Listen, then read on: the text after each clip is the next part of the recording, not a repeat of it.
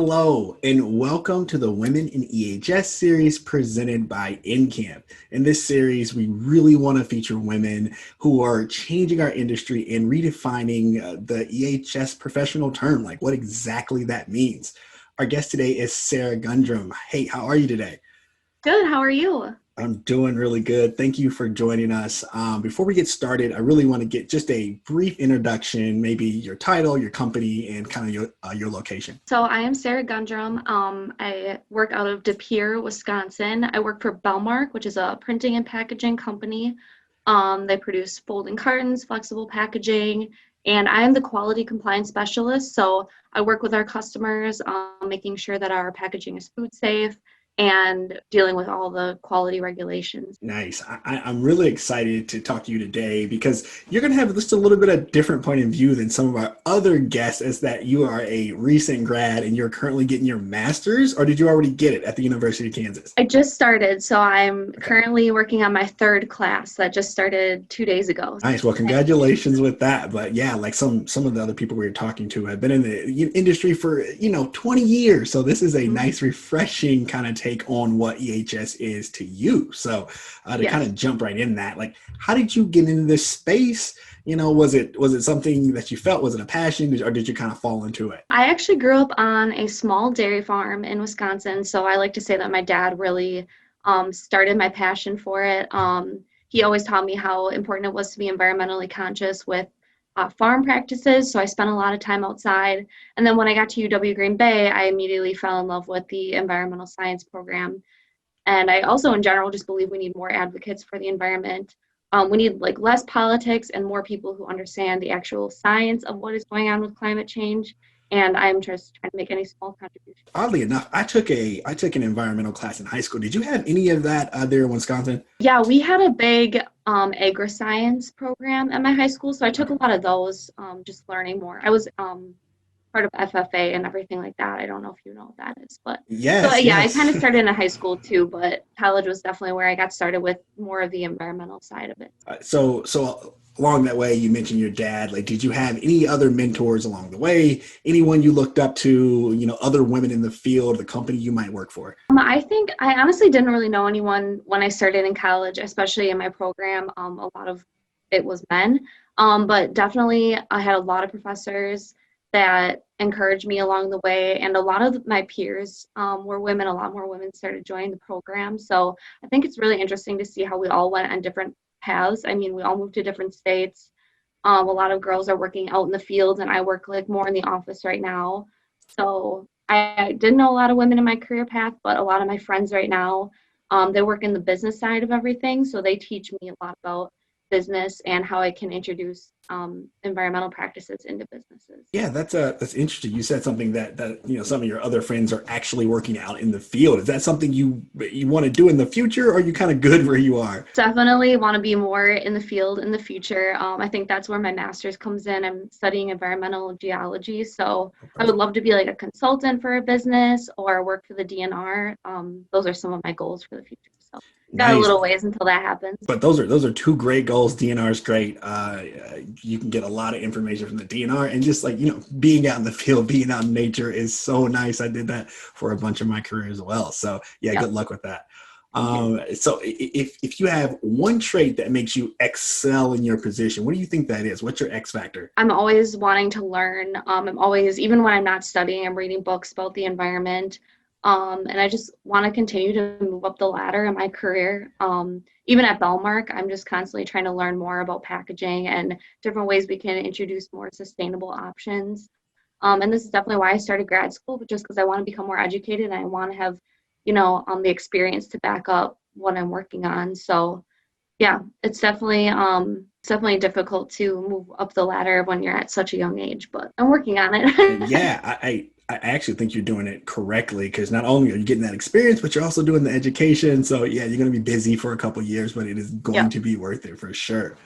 So you kind of brought this up. So any challenges you face, how did you overcome them? Are you still in that challenge? What's that look like for you? I think one challenge is just gaining that confidence, especially when you don't get experience. And even when you look at jobs on Indeed, everyone's asking for experience, even if it's an entry level job. So it's just gaining confidence and This is definitely a field that is dominantly run by men. I actually looked up some statistics. So I found that all women, it had 47% of all United States jobs, but only 24% of STEM jobs.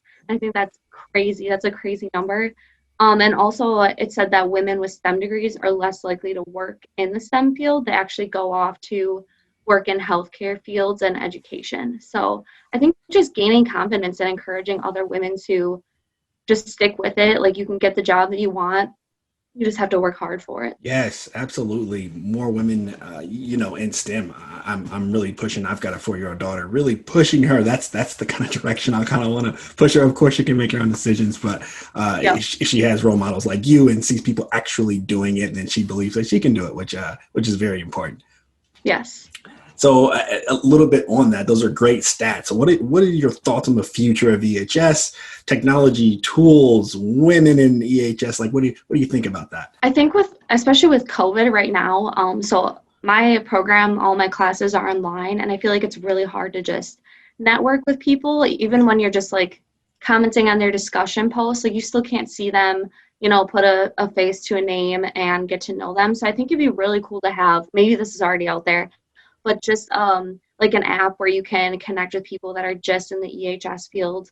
And building on that, especially women in EHS, it'd be cool to have more networking opportunities that are just like women in EHS, just so you can build those relationships, build more confidence, especially in like studying and with my capstone. It'd be cool to see like what other women have done and how they have succeeded. I think that is important. And again, I don't know of any apps right now that do that. So that is a good idea. Did kind of playing into that, did COVID have any kind of influence on you going back to school at all? No, I started really before COVID was even starting. Okay. I had applied and then I waited a little bit to find out that I was in the program. And then, yeah, so then I started in summer. So that was really when COVID started happening. But luckily, my program was already entirely online because it is through Kansas University. So I just lucked out with that. But Yeah.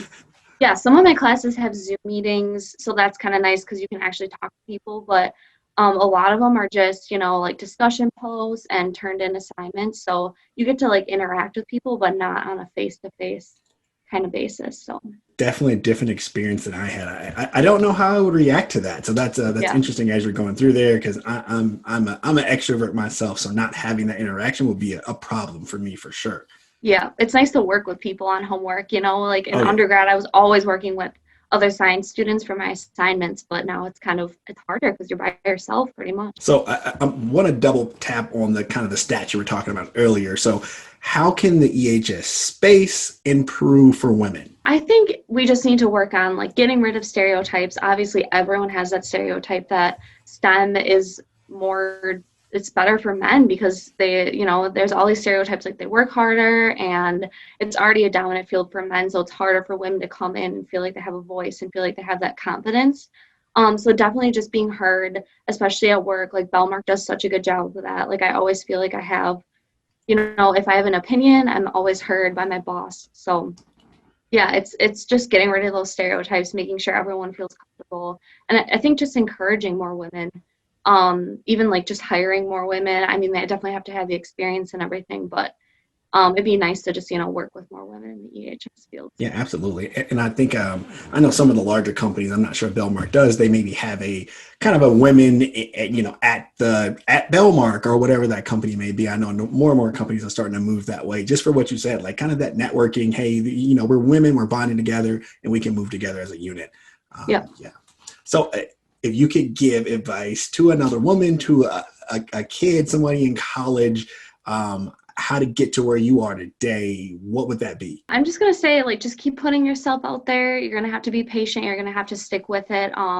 You're definitely gonna be overlooked sometimes, and it's definitely gonna be frustrating. Like when you go to a conference and it's mostly men, and you're the only young woman there, it's frustrating. But Just network with everybody, and you'll definitely succeed if you keep working towards your goals. Yes, that is great advice. So this is probably my favorite question. So if you could give your past self some advice, what would that be? I think just be more confident in yourself and your work, and eventually all your hard work is going to pay off. I never thought I would get into grad school, especially in such like a new program.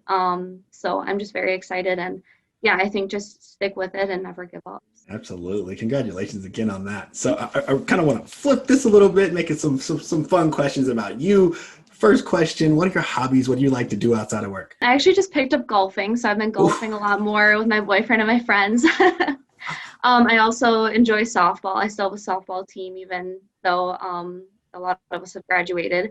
And just hiking and traveling in general, I enjoy that. That kind of plays right into Yep. the next question of favorite trip you've ever taken. I know you mentioned working outside, so maybe that has something to do with it. Yeah, I actually a couple years ago, I with some friends, I road tripped for 2 weeks. So we went from Wisconsin to North Dakota, Las Vegas, LA, and into the Grand Canyon. So it was amazing. Like road tripping is way better than flying anywhere, definitely. It's just an experience. I just came back from Colorado not too long ago, so that was fun too. Nice. Where'd you go in Colorado? We went to, it was like 3 different cities. So we started in Denver, and then we went to Mesa Verde, which is way at the bottom, Yep. and then we went to Colorado Springs. So we were Nice. supposed to go to Glenwood Springs, but then there was a wildfire, so it was quite an experience. But Yeah, with all the wildfires and all the smoke, could you see the smoke where you were? Is that still something that's going on out there? yeah, I have actually a crazy story. So we were hiking up to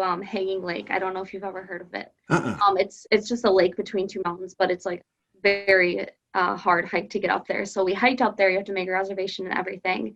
And we started seeing like smoke, and it turns out there was one of the biggest wildfires was like a few miles away and had just started while we were up there. So a ranger had to come get all of us down, and we were the last tour group up there probably for a while because it didn't really damage the lake, but it damaged like the hiking area and everything. So that's good. The lake is still preserved, but it was insane just to be there and experience that. That's It was interesting. crazy. That's probably like once in a lifetime that you'll be like in Yeah. that position, the last group to come down. That's crazy. Yeah, it was insane. So, all right. So, know you like going outside, knowing you like being adventurous. So, are there any causes you're passionate about outside of work? I want to mention one small business that actually started in the area. My friend from college started, it's called Give a Damn, but it's spelled DAAM. Oh, yeah. So it's a recycling business. So she recycles from farmers markets to bars to restaurants. And from the money she makes from that, she's actually trying to start sustainable housing for college students. So she actually just bought a plot of land. They're going to build a house there by UW Green Bay, and then college students can live there, but more sustainably. So you track the water that you're using, there's going to be composting systems, stuff like that. So I volunteer with her from time to time. We pick up the trash from the farmers markets and the bars. So it's very exciting. That's something I'm very passionate about, is just seeing someone my age like grow her own business is just awesome. That's interesting. So can you pub that name one more time? What was that Yeah, again? give a damn, Give but it to you. spelled DAAM. Yeah. Yeah, that's cool. That's a really good business idea. Funny enough, you just said that. I just saw something on LinkedIn about somebody kind of running their own little business on a household level. So it's, hey, how do I make my house sustainable? You sign up with this company, they help you walk through the steps. So that's interesting. I like that. Yeah. I like that idea. All right, so last question at Encamp here. A lot of us like to go out. We like to camp. So are you a camper or a glamper? Yeah, we haven't camped too much. Yeah, we're gonna try to use my new Subaru Outback to sleep in the back when we are traveling. I'm more of an Airbnb kind of person right now, but definitely when we get a house, I would love to get just like a simple camper or something like that. Yes, absolutely. We've got one of our coworkers just bought this awesome RV, and like that's my kind of camping. I want to stay in that. I'm a Yeah, glamper all day. yeah.